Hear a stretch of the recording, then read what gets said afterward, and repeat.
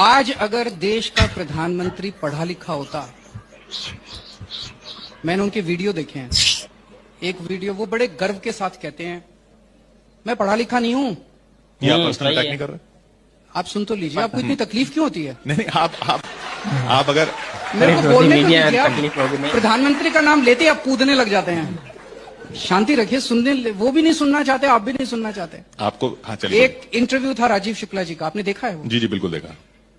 उसमें वो कहते हैं कि मैं हाई स्कूल से आगे नहीं गया। सही है। एक और भाषण चल रहा है सोशल, जिसमें वो कहते हैं मैं पढ़ा लिखा नहीं हूं। पढ़ाई लिखाई जरूरी नहीं है। अगर किसी देश का प्रधानमंत्री ये विचार रखता है कि पढ़ाई लिखाई विकास के लिए जरूरी नहीं है, वो देश कैसे तरक्की कर सकता है? ऐसा विचार उन्होंने रखा नहीं। सुन लीजिए, ऐसा विचार नहीं। देखिए अगर आप ऐसी बात कर रहे हैं तो ऐसा मेरे को बात पूरी तो करनी दीजिए। आप जो बोल रहे हैं कि पढ़ाई लिखाई जरूरी नहीं है, वीडियो चला दीजिए। ऐसा विचार तो उन्होंने कभी नहीं रखा। वीडियो चला दीजिए। वीडियो चला दीजिए। आप एक मिनट, मेरे को बात पूरी नहीं करने दे रहे, मुझे इसमें तकलीफ है। अच्छा चलिए। आप उनकी वकालत कर रहे हैं, पूरा देश देखता है कि आज मीडिया कैसे वकालत कर रहा है। नहीं, मैं वकालत नहीं कर रहा। आप मुझे बुला के मुझे ही बोलने का मौका नहीं देते, ये भी तकलीफ है मुझे। ये भी देश देख रहा है कि पूरा मौका दिया आपको। बुलाया करना, वो तो चाहते ही है कि आप ना बुलाया करें मुझे। ये भी पूरे देश देख रहा है कि पूरा मौका दिया। मैं जानता हूं कि आपको डांट पड़ेगी आज उनसे, कस के डांट पड़ेगी। उसी की अभी आप सफाई तैयार कर रहे हैं कि देखो मैंने उसको बोलने नहीं दिया जी, बीच में टोक दिया। मैं देखिए आप मेरे को बोलने दीजिए, बिल्कुल, उसके बाद बोल लीजिएगा। जो मैं बोल रहा हूँ, पेन दे दो भाई इनको, ये लिख लेंगे जो भी इनको काटना। बोलिए। पेन ले लो आप बोलिए।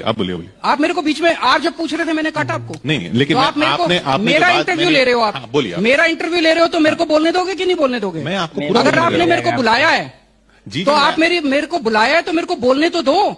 मेरा फ्लो क्यों तोड़ रहे हो? अच्छा चलिए, आप लिख लीजिए, मेरे को बाद में बोल दीजिएगा कि अरविंद जी आपने ये जो बोला ये ठीक नहीं था। ठीक है चलिए। आप बीच में इस तरह से आर्ग्यू कर रहे हैं, ये आपका, चलिए बोलिए। ये दिखाता है कि कहीं ना कहीं दिल में कमजोरी है। अच्छा चलिए, आप जाना। तो अगर देश के प्रधानमंत्री पढ़े लिखे होते तो वो शिक्षा का महत्व समझते। मनीष सिसोदिया जैसा शख्स 75 साल बाद, आजादी के 75 साल बाद इस देश में ऐसा शख्स आया जिसने देश के सरकारी स्कूलों का कायाकल्प कर दिया। कोई नहीं कर पाया। मैं ये नहीं कहना चाहता, किसी की इंटेंशन पे दोष नहीं उठाना चाहता। पहले जितनी पार्टियां थी हो सकता है करना चाहती हूं, कर नहीं पाई हूं। पहली बार एक ऐसा शख्स आया जिसने देश के करोड़ों, दिल्ली में करके दिखाया, जिसने पूरे देश के करोड़ों गरीबों को उम्मीद दी कि उनके बच्चों को भी अच्छी शिक्षा मिल सकती है।